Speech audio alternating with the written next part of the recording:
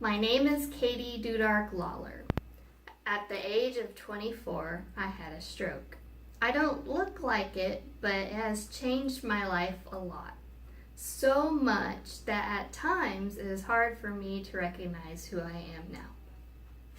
Before my stroke, I tended to be quiet and very introverted. I didn't go out much. I mainly stayed at home and enjoyed listening to music, anything but rap, watching movies and TV at home, anime, Japanimation, if you want to know, and playing video games, definitely Zelda, Ocarina of Time, one of my favorites. Also going to art museums, skipping the modern section, as well as creating my own art, painting, drawing, crafting, especially sewing. Making costumes was wonderful, and I made costumes for cosplay at anime conventions, and I won Best in Show for a Christmas princess dress I made. I also thoroughly enjoy learning new cooking recipes and baking. My favorite is an apple pie made from scratch. But absolutely the one thing that I liked and was very important to me was school.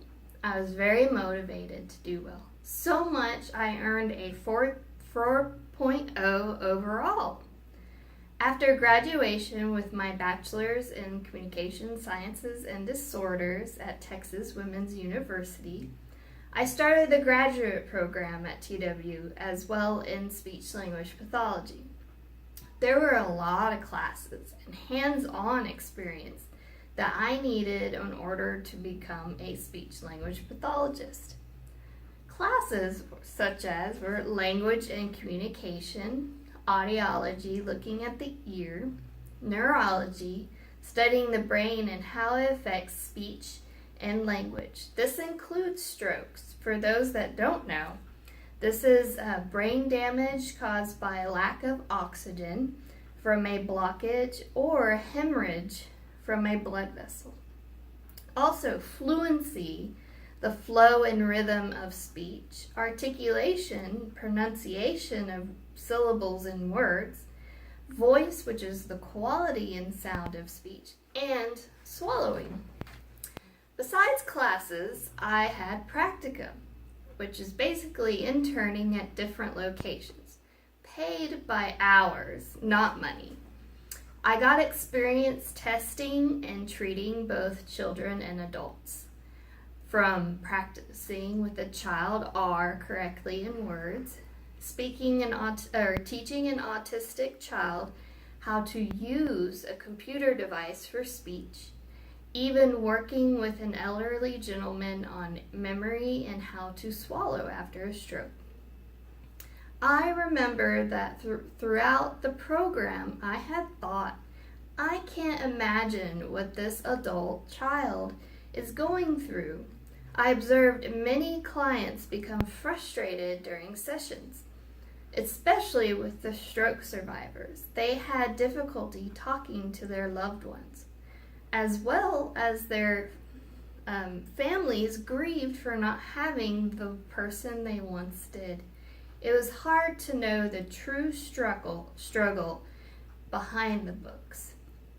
During my practicum experience at TW Stroke Center, I saw many stroke survivors. I had one who knew what he wanted to say, but he couldn't. And I didn't know what he was saying for whether kitchen or chicken, which was frustrating. Another client had trouble understanding what you said, yet he could produce semi-coherent, fluent speech.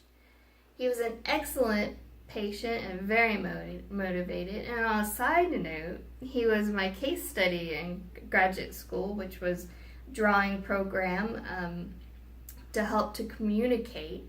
And he did even get frustrated at the beginning just doing a circle, especially having to do it with his left hand. For my last patient in Stroke Center, it had trouble understanding and speaking all with his wife, and all she wanted was for him to be the way he was.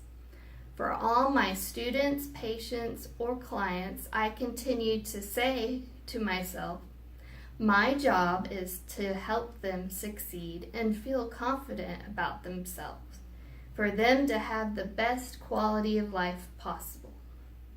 So overall, throughout all the Scantrons, presentations, and research papers, it never crossed my mind that one day my life would change sitting down for lunch on the couch.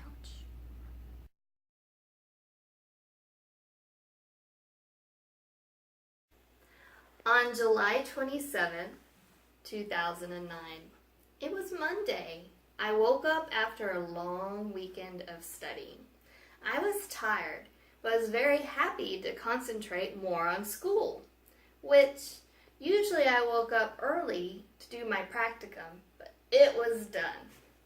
I quickly ate a protein bar and happily sat at the computer around 8:30 a.m. After staring at PowerPoint slides and research papers, I realized I needed to take a break. So I looked at the clock. It was 12:30 already. I need to eat. I put down everything and rushed to the kitchen.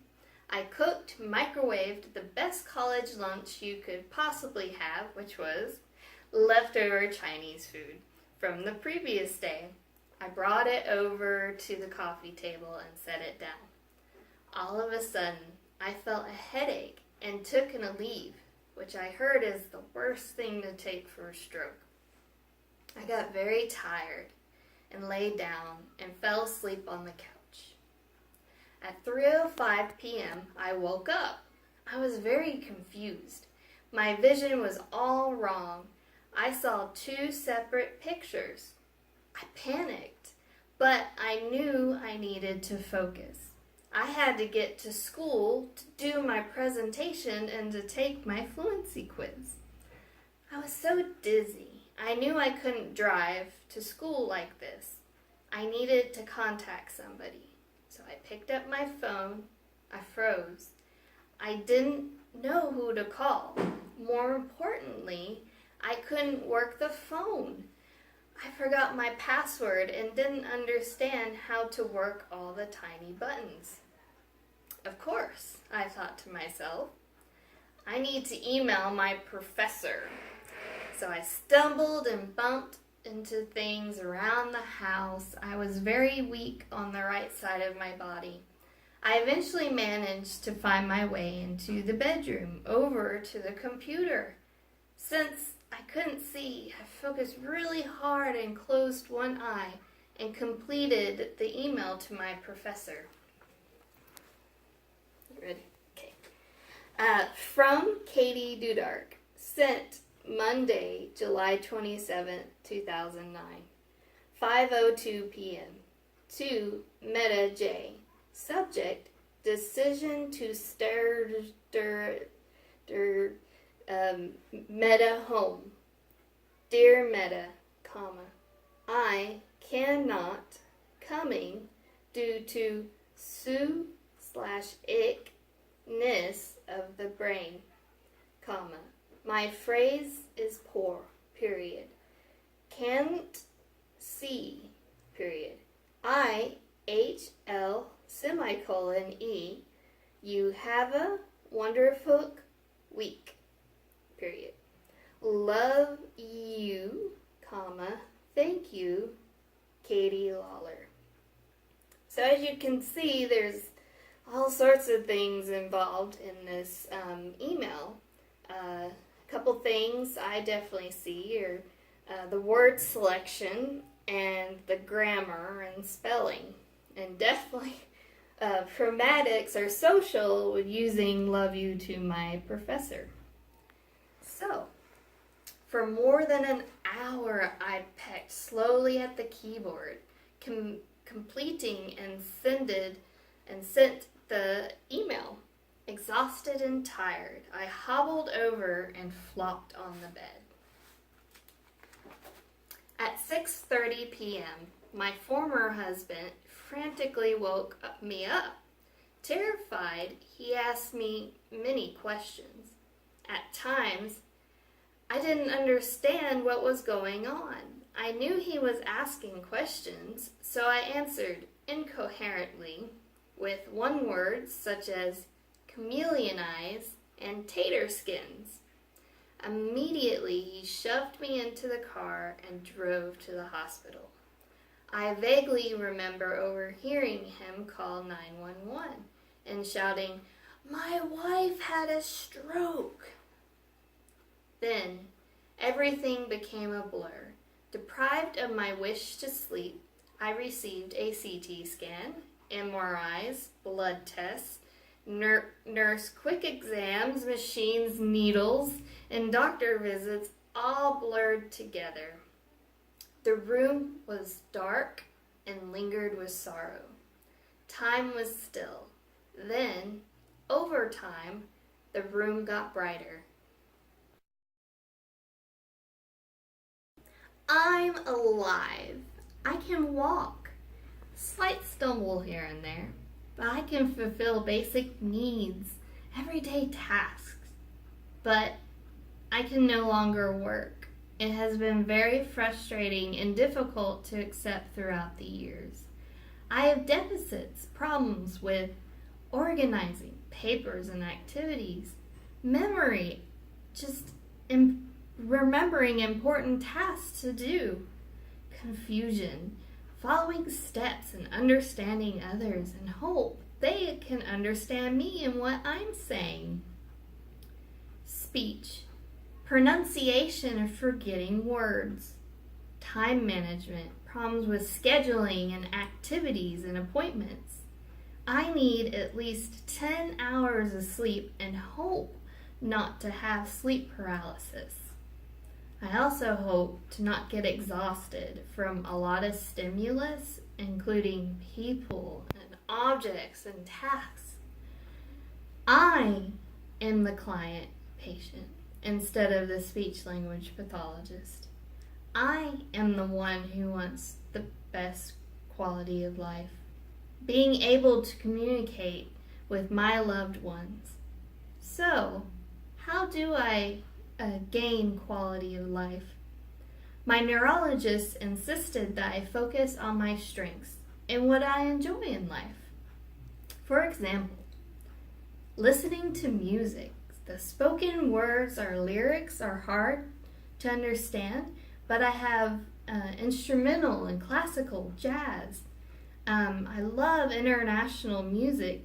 I don't know what they're saying, but I do know that their voice is like another instrument. I've been encouraged to keep playing percussion in the Waco Community Band now for 3 years. It's been wonderful and therapy to me because I can sit there, count, and understand and practice reading music. Also, watching TV and movies. It's hard to understand speech, but I do have captions on the TV, like Netflix too, and English subtitles, like anime, which I do have experience with anime and kung fu and all that. I enjoy playing video games, except it's exhausting, the complex plots and understanding how to beat monsters. It's very upsetting. Also, of course, the best thing in the world is creating art, painting and drawing. And like music, it helps me to motions and working with my hands and imagining things, and so it is therapy to me too. And also I can still go to museums and skip the modern section. But 2 things have definitely changed as far as creating. That's the sewing and making costumes. It's just so difficult now. It takes a long time to do, and I am unable to work quickly as I did before. I can't go to those fun anime conventions to teach and present my work. I get fatigued easily. The size of the conventions is overwhelming, and all the people. Also, the cooking recipes are hard. Understanding the directions and prioritizing time. So, what have I learned over all these years? Ignore the difficulties, the negative changes in my life. Instead, focus on the positive changes, what improves my quality of life. So now I ask, who am I? I'm smart. I have a master's degree in speech language pathologies. Because I'm so driven, I finished my master's degrees with my love of school, and I only had a few hours, mainly practicum, so that helped. Creative. I love to draw and paint. I'm a musician, a freelance percussionist. My name is Katie Dudark.